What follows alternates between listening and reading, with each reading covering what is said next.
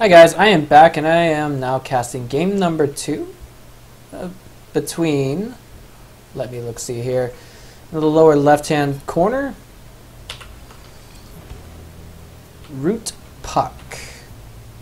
And despite the results of the last game, it looks like both players are mannered enough to both give out a good luck at the very least. And in the upper right hand corner, spawning as eXeA's very own Grandmaster Zerg on the EU server, I give you all eXeA Hephaistas.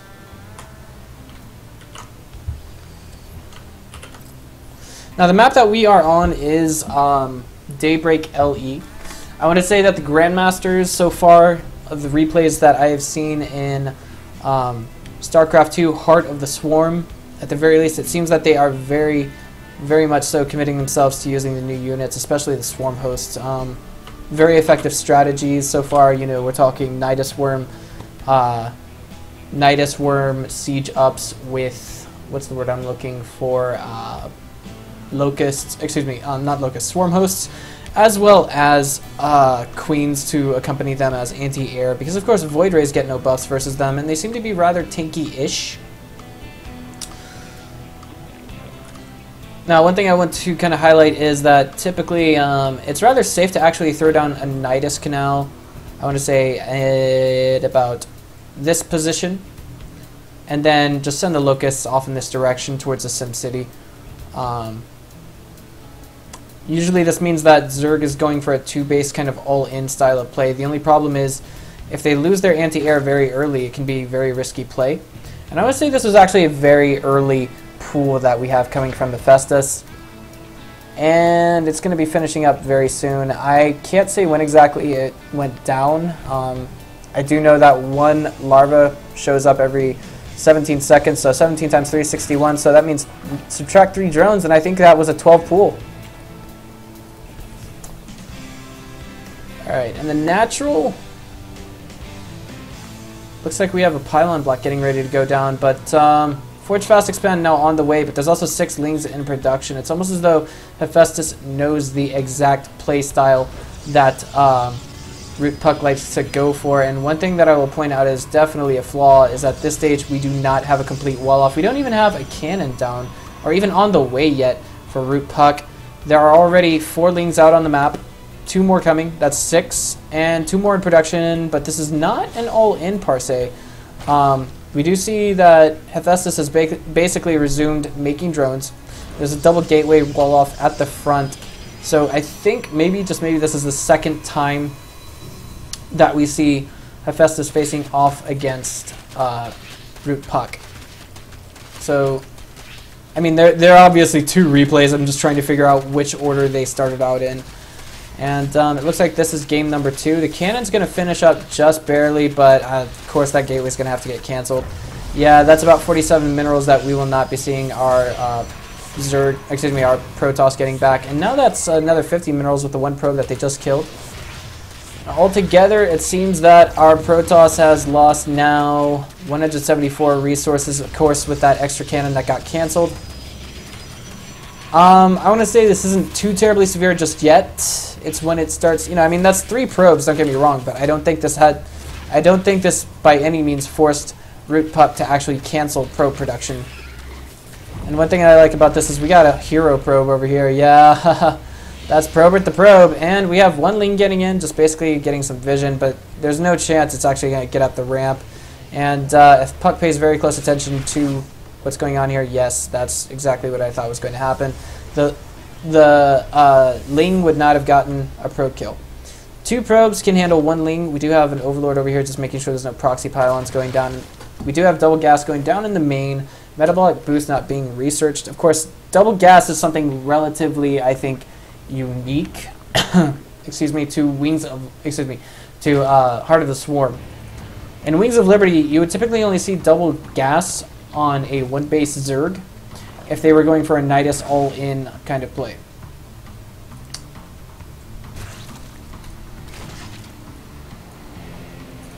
And now at the natural we just see, this is interesting, we actually have a 3rd queen on the way. Queen not being produced at the main. And are we going to see another queen in production over here? Let's see. Well, we have a Stargate follow-up from puCK. But I'm a little curious to see just how Hephaistas is going to follow up what he's doing right now. Layer Tech first. Metabolic Boost. We don't have 100 gas for that just yet. His Queen production is kind of stuck on 3 right now. There's a Zealot out on the map. Gonna check out and see just what Hephaistas is up to right now. And now we see double extractors going down in the natural for Hef. Okay, Metabolic Boost still not being researched, gas being saved.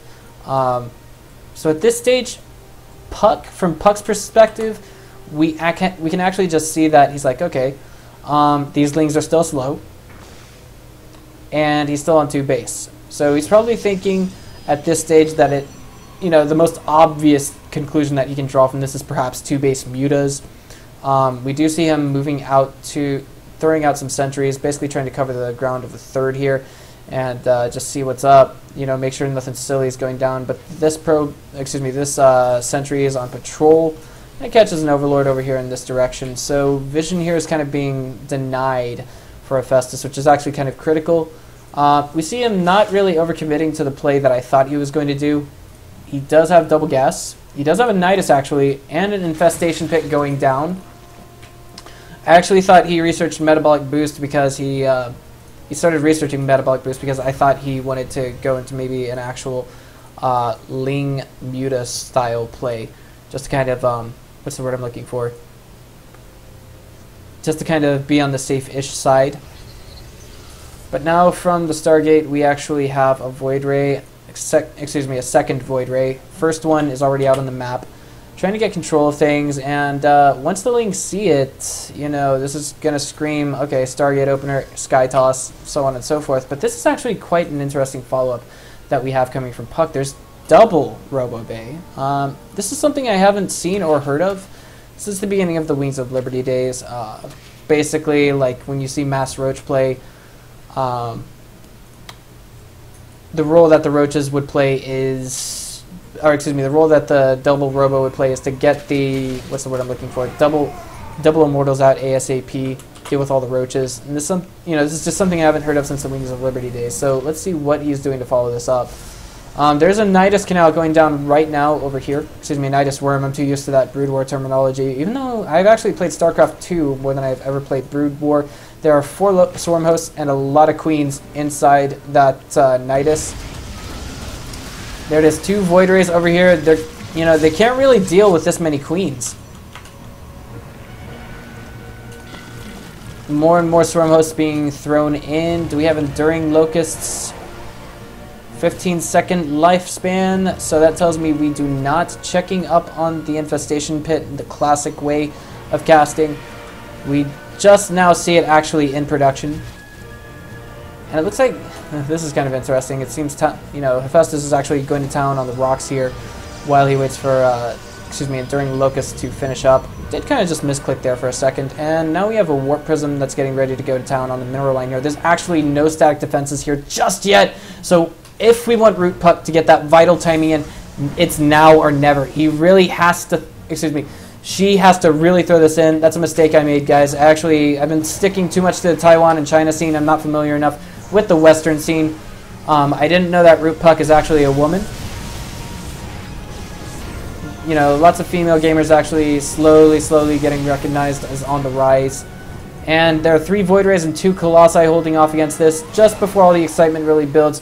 We see that these Zerg siege tanks are going into attack mode, and now there's 4 Zealots that are going to drop in the main along with this Warp in, so that's going to bring it to a total of 8 Zealots. We have an offensive. The only problem is that means that the defensive power at home is actually kind of weak. There are double Colossi here, which means I'm a little curious to see just how these Queens are going to perform against all this. We actually have Hephaistas' multitasking skills being extremely taxed right now. And the question is, who is going to prevail over this in the next few minutes? 1 Queen does fall. There's actually only 6 Queens here left. One of them gets transfused at the last second, and all these Colossi are actually forcing a bunch of transfuses to go off. The Void Rays look like they're falling one at a time. And back home in Hephaistas' main, we see all kinds of havoc being wreaked. That's right, Ravik being heeked. Locusts moving forward, but they're just constantly melting. And now that the Nidus Worm has fallen, we see reinforcements being sapped. There's a Spire now on the way to kind of reinforce with mutas. Excuse me. And now the Natural is under siege by Hephaistas. Excuse me, for Hephaistas. The question is, will these Zealots get it? It's so close! The last bit of HP, and it falls! These are the hero Zealots that are probably going to save puCK. He's at 127 supply as opposed to the 110 of Hephaistas. These queens are melting to the Colossi and the Void Rays that are going down. And now we see that the Locusts are on borrowed time. Excuse me. The Swarmos on borrowed time. Hephaistas very mannered saying good game, good hold. And puCK saying thank you. Oh my god, you know, that was the definitive engagement right there. There's two main reasons why he quit out. That would be because, number one, the Nidus Worm had fallen. You know, we saw puCK do nothing but throw away Zealots on that Nidus Canal. Excuse me, that Nidus Worm. And right here, we see that the Spire was just about to fall. So, excuse me, getting Corruptors out or getting Mutas out just wouldn't have done him a lot of good. Especially when you have 3 Void Rays here, and now the income is just absolutely, it was terrible for Hephaistas at the end game. You know, it was just, there's so much to keep track of. But anyway, if you guys liked what you saw, just go ahead and click on the subscribe button on the right side of the screen. I enjoy doing this, and I'd like to know if you guys like it or not.